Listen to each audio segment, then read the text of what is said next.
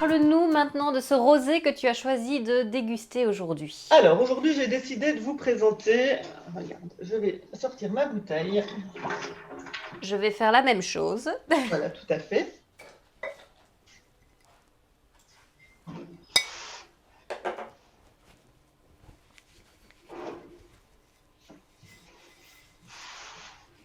Alors, j'ai décidé de te présenter aujourd'hui un bandol rosé du domaine des Trois Filles. Oui. Voilà, c'est parfait, on a la même bouteille. On va pouvoir la déguster ensemble, Céline, c'est génial.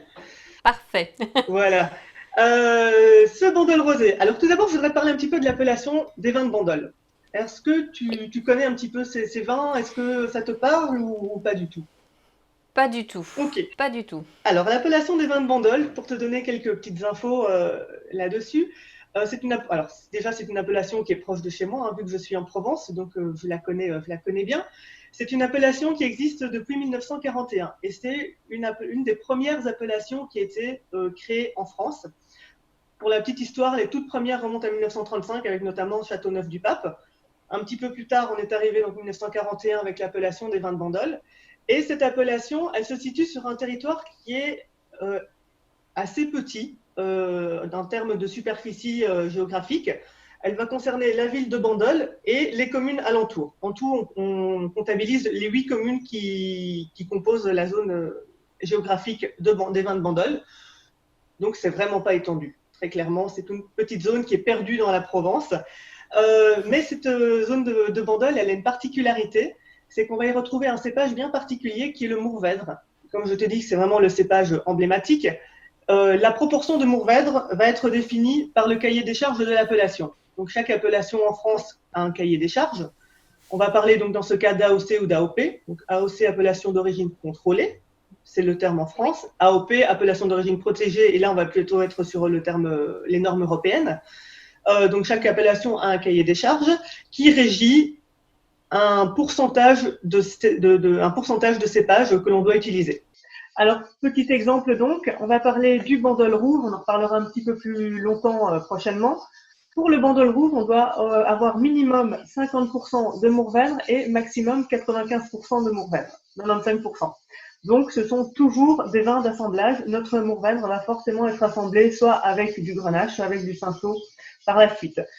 Pour un vin rosé, on aura obligatoirement un minimum de 20% de Mourvèdre et également un maximum de 95% de Mourvèdre, ce qui fait que là aussi, le bandol, que ce soit du blanc ou du rosé, du rouge ou du rosé, sera toujours un vin d'assemblage. Pour te parler Ok. un tout petit peu des cépages blancs en appellation de Bandol, on va retrouver 3 cépages qui vont être la clairette, le bourboulinque et l'uni blanc. On en reparlera un petit peu plus tard, je pense, qui sont vraiment 3 cépages aussi emblématiques du Sud. D'accord. Voilà. Alors l'appellation des vins de Bandol, dernière petite précision, c'est une appellation qui est très stricte et c'est peut-être une des plus exigeantes. Bon, c'est pas la plus exigeante, mais elle a un cahier des charges qui est quand même très, très restrictif. Et par exemple, les vendanges sont exclusivement manuelles. Donc on ne peut pas utiliser la machine pour vendanger. Donc les vendanges se font uniquement à la Ok. main, on commence tôt le matin, toujours pour garder un petit peu de fraîcheur. Les rendements également sont limités, donc chaque appellation a des rendements limités. Chez nous, on va être limité à 45 hectolitres par hectare, ce qui n'est pas un gros rendement. En revanche, le fait de limiter les rendements va permettre de concentrer les raisins et d'avoir des raisins d'autant plus qualitatifs en nutriments et en éléments nutritifs. Ok. Voilà. Ok. Je D'accord. voudrais ensuite te Intéressant. présenter du coup ce domaine, qui est le domaine des Trois Oui. Filles. Alors le domaine des Trois Oui. Filles, on est sur un domaine familial de 9 hectares, donc c'est tout petit. L'appellation des vins de Bandol compte environ 70 domaines viticoles, tous répandus donc, sur cette petite zone géographique. 9 hectares, on est vraiment sur une structure familiale.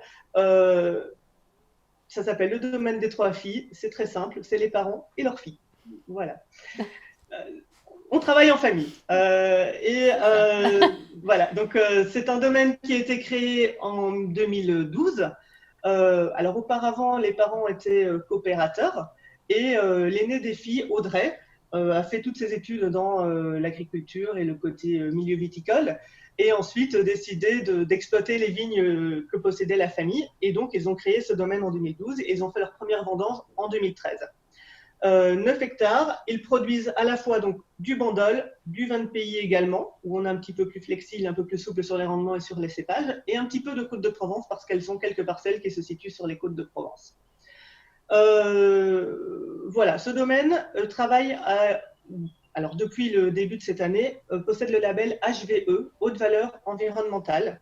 On aura l'occasion d'en parler un petit peu plus en détail, mais je voudrais quand même t'expliquer en quoi ça consiste en 2 mots. Oui. Donc, le label haute valeur environnementale, on va prendre en considération tout l'environnement du domaine. Cela va concerner à la fois le traitement que l'on va mettre dans les vignes. Donc évidemment, on va éviter tous les produits de synthèse, on va éviter tout ce qui va être substances chimiques qui peuvent agresser le sol. On va faire en sorte d'utiliser des engrais naturels, du soufre et du cuivre pour les traitements de la vigne. Avec le label haute valeur environnementale aussi, on va prendre en compte tout l'environnement du domaine, c'est-à-dire que l'on va mettre en place des process pour favoriser la biodiversité. On va par exemple avoir des ruches. Alors c'est possible, on peut avoir des ruches. On va avoir un enherbement naturel. On pourrait avoir aussi des nichoirs à chauves-souris. De façon à, tout à fait, oui, mais de façon vraiment à pouvoir préserver la biodiversité. On va aussi favoriser un enherbement de façon à avoir un sol vigoureux qui puisse produire correctement. Donc c'est un label qu'elles ont obtenu en début d'année et alors c'est pas très connu encore, ça existe depuis 2008, mais je pense que ça représente bien l'esprit de ce domaine où on travaille vraiment dans la tradition, on essaie vraiment de respecter le produit. On a un raisin qui est très sain dans les vignes, donc plus le raisin sera bien travaillé dans la vigne, plus il arrivera sainement à la cave et plus la technique de vinification derrière sera facile. Donc voilà, on a un produit qui est élaboré de façon tout à fait le plus naturellement possible, en tout cas dans le respect de l'environnement et de la biodiversité. Et de la nature. Et de la nature. C'est ça, et de la nature. Alors, je ne connaissais pas du tout, mais c'est très intéressant de savoir un petit peu justement comment est-ce que on travaille dans un domaine et quelle est un petit peu la stratégie ou la position, la vision qu'on veut avoir pour élaborer son vin. C'est enrichissant. C'est un petit peu l'avantage de ces domaines où on a vraiment un contact direct avec le vigneron qui peut vraiment nous faire partager sa passion. Et là, c'est vraiment le cas dans cet endroit où on a vraiment des gens qui sont passionnés, tout simplement. Ce sont des gens qui sont dans leur vigne, qui travaillent leur vigne, qui travaillent à la main, voilà, qui ont vraiment à cœur de produire quelque chose de tout à fait. Et puis sur une petite zone, donc ce qui rend la qualité probablement encore plus importante ou plus grande et voilà, et un peu plus unique aussi quelque part, non, probablement. Ah oui, parce que les vins de Bandol ont quand même je te parlais du Mourvèdre.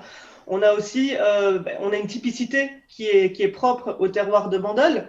On a ce Mourvèdre, on a aussi, alors on peut aussi parler du climat, où on a 3000 heures de soleil par an, donc on a un climat qui est très favorable. On a très peu de pluie, donc on a des sols qui sont très secs, mais c'est justement ce que l'on recherche avec le Mourvèdre.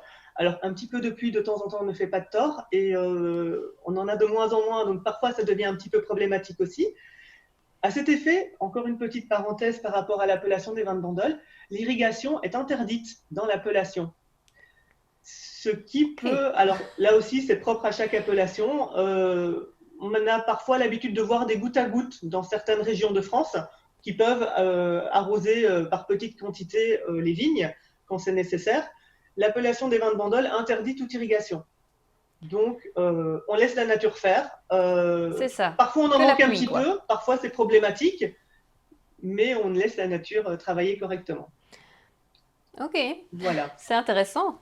C'est bien de savoir finalement de quoi son vin, quelque part, est fait. Vraiment, ça lui donne une qualité supérieure, quelque part.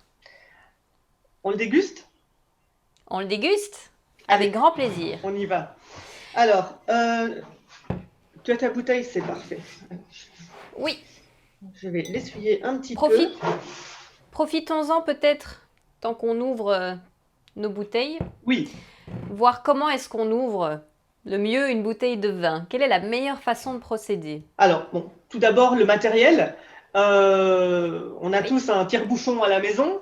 On a les tire-bouchons qui sont assez classiques. Moi, j'aime bien utiliser ce qu'on appelle un limonadier ou un sommelier. Je pense que tu as la même chose, Céline. Sommelier, oui, tout Voilà, à fait. ceci. Oui, C'est ce qu'on utilise généralement dans le milieu professionnel, dans les restaurants également. Et je trouve que c'est très facile. Alors, ça prend pas beaucoup de place, ça se range dans la poche et c'est rapide d'utilisation. Alors, tout d'abord, on va enlever la capsule qui est juste ici oui. au-dessous. Alors là, il y a plusieurs règles également. Moi, j'ai tendance à enlever la capsule en dessous du rouleau, directement, de Ah façon oui, à donc avoir une coupure nette. Et ensuite, c'est ça. avec la petite pointe de ton couteau, tu coupes vers le haut Oui, et tu enlèves. d'accord. Mais on peut le faire plus haut aussi si on veut. On peut le faire plus haut aussi. Oui, Alors moi, j'ai tendance à faire ça pour éviter tout contact entre la capsule justement et le vin qui peut oui, sortir du haut de la bouteille. D'accord? c'est ça. Oui, Ensuite, je vois. tout simplement, hein, on va enfoncer Joli bouchon. notre limonadier dans le bouchon. Oui, Et ensuite, tu verras que tu as 2 crans sur ton limonadier pour sortir le bouchon de la bouteille. On a ici, alors, un premier cran juste ici, le deuxième juste un petit peu plus loin. oui, Je vais commencer par le premier. Et je lève simplement mon bouchon en 2 étapes. c'est ça. Hop, synchro. Parfait. Synchro, parfait. Est-ce qu'on doit sentir le bouchon? Est-ce que ça donne une information de le sentir? Alors, il y a plusieurs écoles par rapport à ça. On voit parfois des gens qui sentent le bouchon au restaurant ou des sommeliers. Pourquoi pas? Si vraiment le bouchon a une odeur désagréable, on peut se dire qu'il y aura peut-être un problème sur le vin. Maintenant, c'est pas ça. C'est Je ça. ne pense pas que cela ait une réelle influence sur le vin que l'on va goûter par la suite. Voilà. Donc, Donc le rosé, on l'ouvre et on le déguste tout de suite. on les déguste de suite. Il y a des vins donc, que l'on peut ouvrir, que l'on conseille même d'ouvrir à l'avance. Je pense notamment à certains rouges. Ça peut concerner des vins rouges légers qui ont besoin d'être carafés. Et dans ce cas, on Oui, peut les ouvrir un petit peu à l'avance. Ça peut concerner des vins rouges qui seront un petit peu plus évolués aussi, un petit peu plus vieux, hein, d'un millésime un petit peu plus âgé.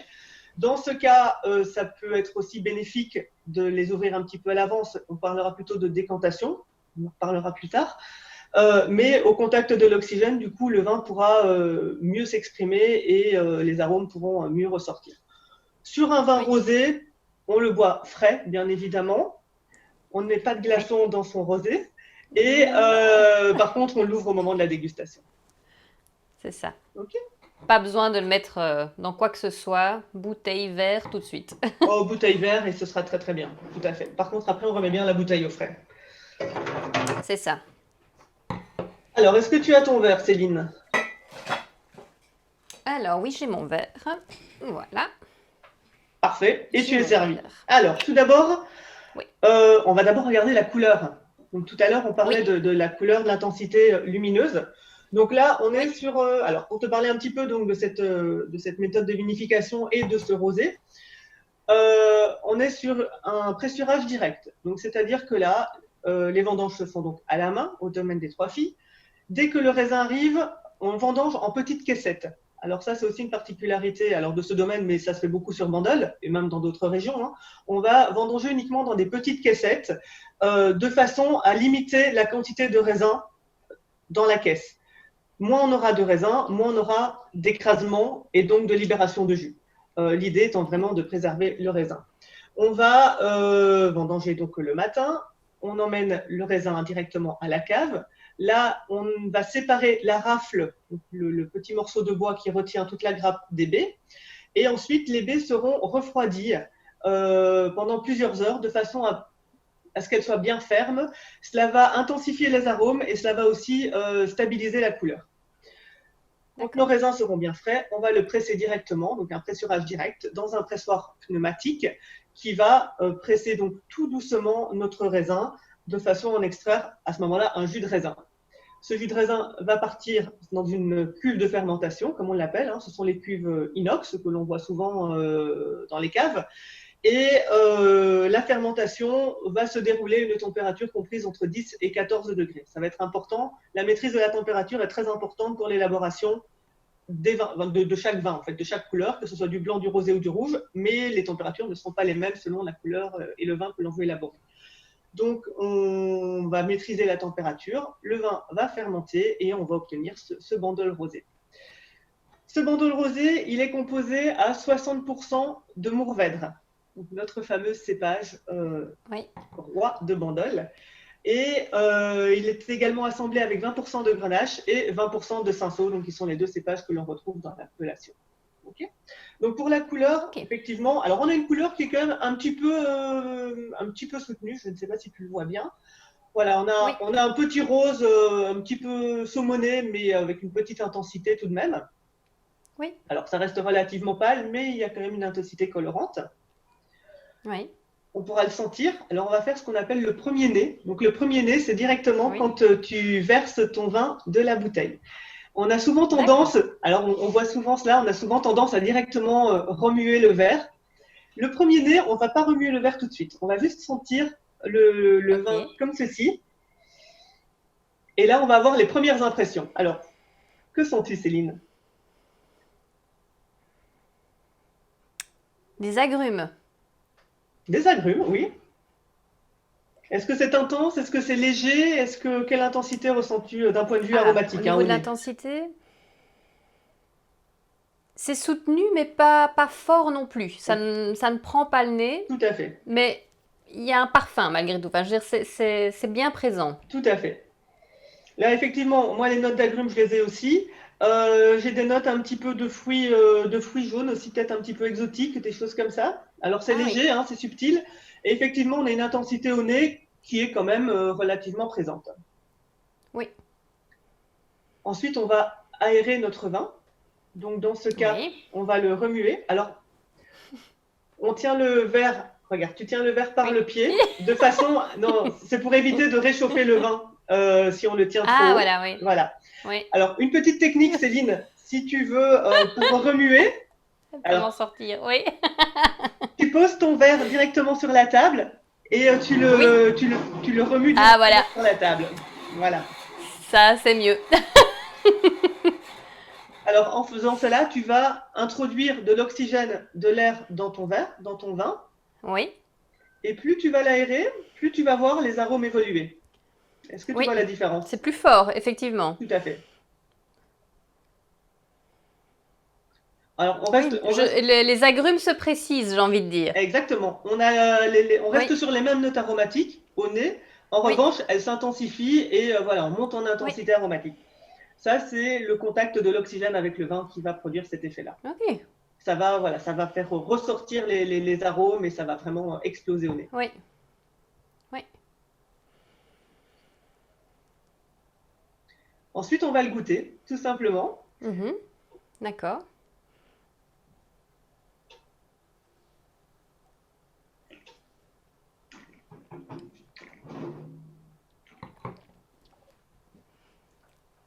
Alors, en bouche,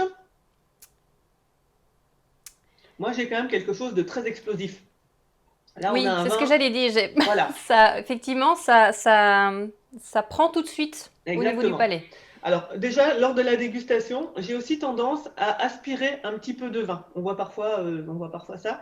Ça va aussi permettre justement d'oxygéner un petit peu, d'ajouter un petit peu d'air dans la bouche et justement d'amplifier aussi les arômes que l'on va ressentir. Bon, même sans ça, on a un vin là, très clairement, qui est très bien présent, très expressif. Oui. Ça tapisse la bouche. Je ne sais pas ce que tu en penses, mais moi j'ai cette sensation un petit peu de chaleur.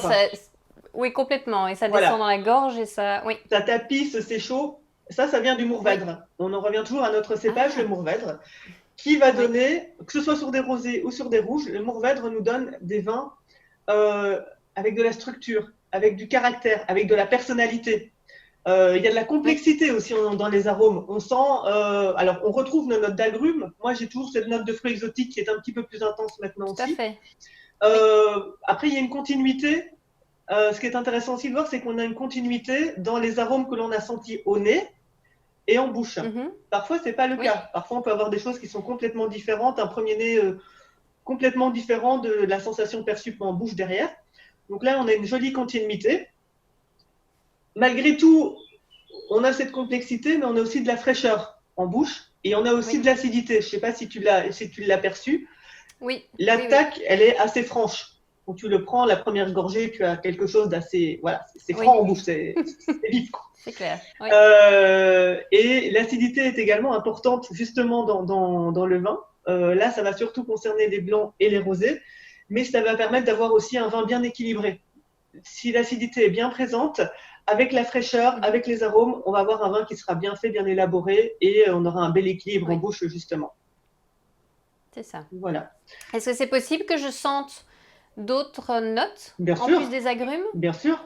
J'ai l'impression de sentir un fruit rouge, type quelque chose assez acide justement, peut-être un peu type groseille, mûre ou quelque chose comme ça. J'allais te parler de la groseille. Effectivement, oui, oui, c'est tout Ah à fait voilà. possible. Alors là aussi, une petite précision, Céline, les arômes que je ressens ne sont pas forcément les mêmes que toi. Euh, Oui, ce que je dis ici, c'est mon ressenti à moi. Il n'y a pas de c'est règle ça. fixe. Ce n'est pas, et ça vaut pour chaque vin et pour chaque dégustation de vin. On ne perçoit pas tous la même chose. On n'a pas tous les mêmes Oui. sensibilités à l'acidité, par exemple. Certaines personnes seront beaucoup plus sensibles que d'autres et pour elles, ça pourrait même être dérangeant parfois, alors Mhm. qu'une personne qui a l'habitude de consommer du citron, par exemple, aura une perception à l'acidité un petit peu différente. C'est ça. De même que les arômes ressentis, tu vois, tu as des notes un petit peu fruitées, un petit peu de groseille. Souvent, on a tendance à dire que ça fait référence à des souvenirs que l'on peut avoir. On va associer ces arômes à des souvenirs d'enfance, à des choses que l'on a mangées, à des occasions particulières. Donc, Oui, c'est pas une science exacte. Voilà. Je pense que c'est ça. surtout sur la définition des arômes que l'on va avoir, si on n'est pas d'accord, voilà, chacun a droit d'avoir sa propre sensation et ses propres références.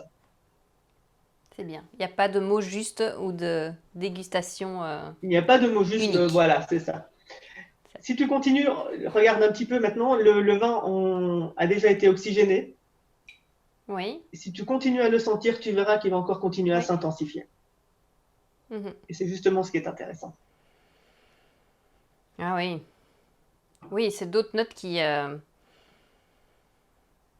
Oui, d'autres notes qui ressortent. Voilà. Et là, on aura des notes encore un petit peu Oui. plus complexes aussi. Même en bouche, même au nez, ça va commencer à se complexifier un petit peu. Oui, Alors, et ça se mélange du coup. tout à fait. Alors, ce qui est intéressant aussi de savoir sur les bandoles rosées, notamment, c'est que ce sont des vins de garde. Donc, on a souvent tendance à croire que les rosés ne se gardent pas, doivent se boire dans l'année. Alors, on peut parler de 2 ans peut-être sur certains. C'est un peu la majorité, j'ai envie de dire, la ligne de conduite. Un rosé pourra se garder, se boire dans l'année, voire dans les 2 ans maximum. Comme on a toujours notre cépage, le Mourvèdre, c'est un cépage qui a un beau potentiel de garde, que ce soit pour les rosés ou pour les rouges. C'est justement toute la structure tannique que l'on va retrouver dans le cépage qui va permettre de garder ce bandol. Là, on pourra aller jusqu'à 5 ans environ. Et au contraire, Oui. il va bien évoluer.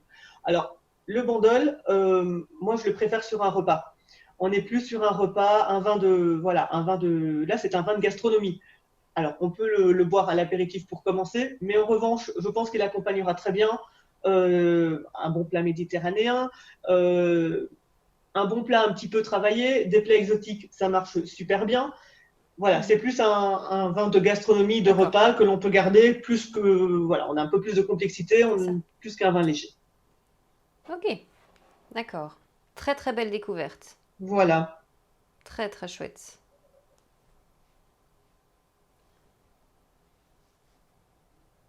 j'adore les arômes de ce Oui, vin. oui, j'allais le dire, il a un parfum. Il est Ouais. agréable à sentir. On a vraiment de la complexité. Alors de mon côté, donc j'ai toujours ces notes un peu exotiques qui vont ressortir, mais justement avec un Oui, petit peu et aussi les petits fruits rouges, des petites de groseilles comme tu disais. Justement, oui. ça ressort très bien, ouais. Eh bien Non, voilà, Céline. Mais merci Aurore, quelle belle découverte. Il te C'est reste à le vraiment un déguster. régal. Voilà. Oui, bah écoute, voilà, on va poursuivre le verre, mais c'est une très très belle découverte qui, je pense, sera un peu le partenaire idéal, plutôt des barbecues que des apéros, du coup, pour cet été. Exactement. Mais je pense qu'il y a de quoi se régaler, il y a de quoi se régaler cet été. Merci beaucoup pour ce choix, pour cette découverte. Euh, voilà, on va, je pense, pouvoir en profiter longuement. C'était un très très très, très très très chouette choix. Alors voilà, notre dégustation prend fin ici. Si on veut retrouver toutes les informations, tous les liens qui ont été donc partagés pendant cette vidéo, on retrouve tout dans la description. Et puis surtout, on n'hésite pas à nous suivre, à liker, à partager, à commenter, poser des questions. On se fera un plaisir d'y répondre. Et puis nous, Aurore, on se retrouve très très vite pour un autre Wine O'Clock, un autre rendez-vous vin à nous. À Avec bientôt, plaisir. Aurore. Bonne dégustation, Céline. Merci, À à bientôt. bientôt.